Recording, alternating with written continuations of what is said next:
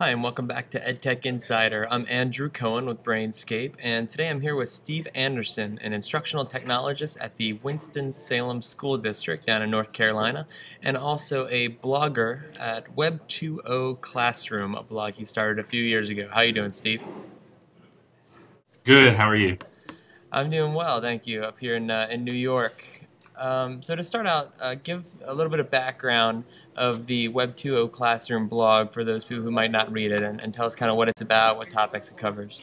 Sure. Well, the I get asked that question a lot, and um, one of the story behind it is that it's evolved in purpose over the past 3 years that I've had it. So when it started out, I was working in a small rural school district where it might take me, an hour to get from my office Oh, to wow. another school to give them information, resources, workshops, whatnot.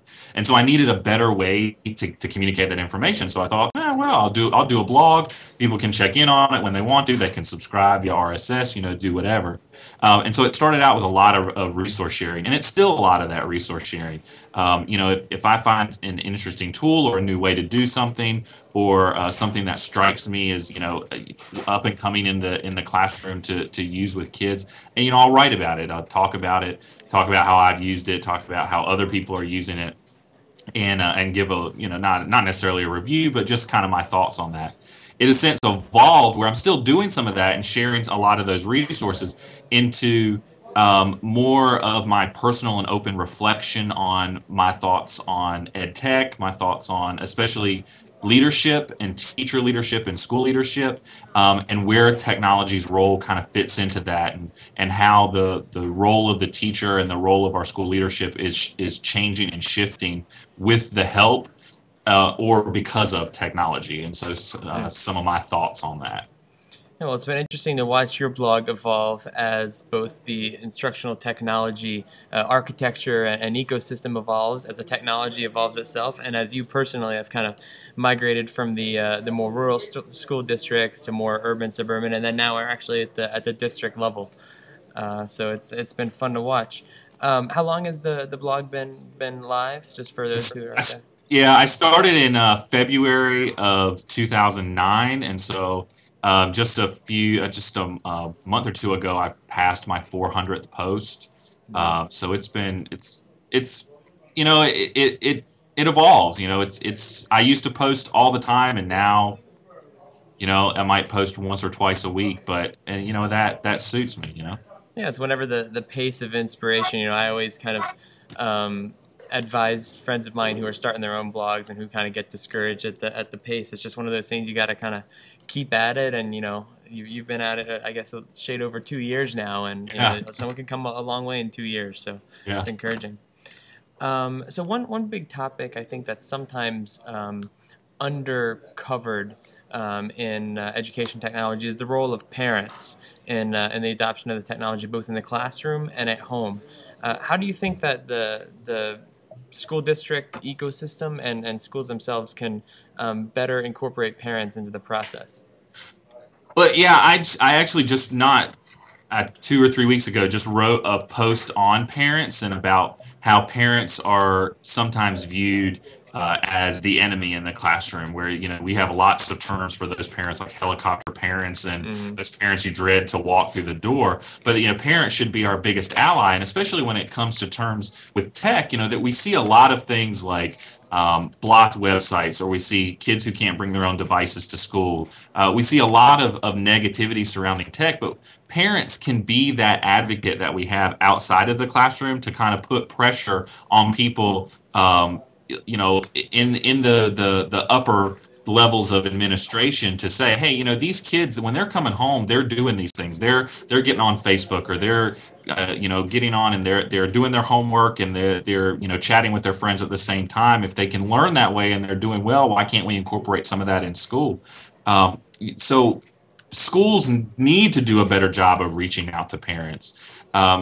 We it's really easy to close off our schools and our classrooms, and think that we're alone on our island, and think we're the only ones who know how to teach. But the education, we all, teachers always say education starts at home with the parents. And, you have those reluctant parents who are unwilling to come to school because a lot of times they've had bad experiences of being in school themselves. And so they have this bad taste in their mouth of, well, I had a bad experience, so I'm just going to assume that I'm going to have a bad experience when I walk through the door as well. And so creating welcoming environments for parents. One of the big things when I was at the school level, I was on our school improvement team, and as chair, one of the biggest things that I wanted to do was have parents involved. And so I got not only our PTSA person involved, but just, one day going out into the car rider line and asking a parent, hey, would you like to be on our school improvement team to offer your point of view to the school? So, inviting specifically them about technology. Well, yeah, and getting that, if we're going to do something, anything new with technology, like if we're going to put a lot of technology into a school, which a lot of schools are doing, you're going one-to-one, or you're going iPads, or you're putting in interactive whiteboards, or whatever you're doing, when are you having the parent meeting to bring the parents in to let the parents play with those things? Or are we just going to put a laptop in the hands of kids and say, here's your laptop, we're going to start using these in school, take it home and tell your mommy about it? Well, I would rather have mama come in and talk to me and say, how is this going to make learning for my kid better? I want parents involved in that process. I want the parents to come in and play. Even if I'm going to show a new tech tool in class, I want the parents to come in and do it first, because they're my biggest advocate. Because, I was a kind of a rebel in the classroom. I always did and then begged for forgiveness later. Fortunately, I had a principal who, she was really okay with that. But if you're going out and you're doing some really cool things with tech in your classroom or tech in your school, and you're not getting a lot of buy-in from, if you're a teacher and you're not getting buy-in from your administration, but you can get those teachers or those parents to put pressure on that, that's, you need that. You need that extra advocate for you. Yeah, it's not something you could just throw money at. And I've seen that in not just in school districts, but whether you're in consulting on Wall Street or whatever it is, you got to have buy-in from the end users as that last line of defense. Right, exactly. One other thing that I've sort of felt a vibe of in the ed tech community, on Twitter and the blogosphere, it feels like the advocates of technology in the classroom are almost kind of like fighting against some sort of old guard of teachers or administrators that are like against technology. But do you actually know somebody who is like, they state, I am against technology in the classroom, or is this kind of a sense of a dichotomy that doesn't exist, or that's somehow being misrepresented? I think it's a misrepresentation. I don't know. There are people who don't like the direction that things are going. It's not that they won't use technology. They'll grumble and they'll drag their feet, but they'll do it.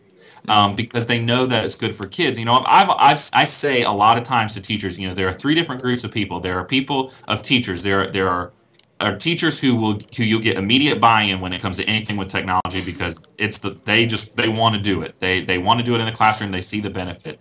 There's another group of teachers who, with some convincing, will do it. And then there's those that just you got to handhold. You have to hold their hand and you have to bring them along. And yeah, they're probably not going to tell you that they're enjoying every part of your workshop, or that they're not going to say, oh, technology, there's no place for technology in the classroom. You'll be very hard pressed to find any educator around to say that there is no place for technology in the classroom.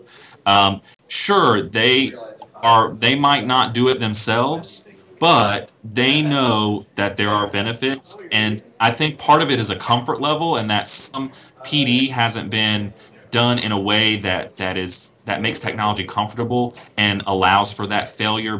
A lot of the things that I stress in my workshops with teachers is that technology is going to fail you at some point.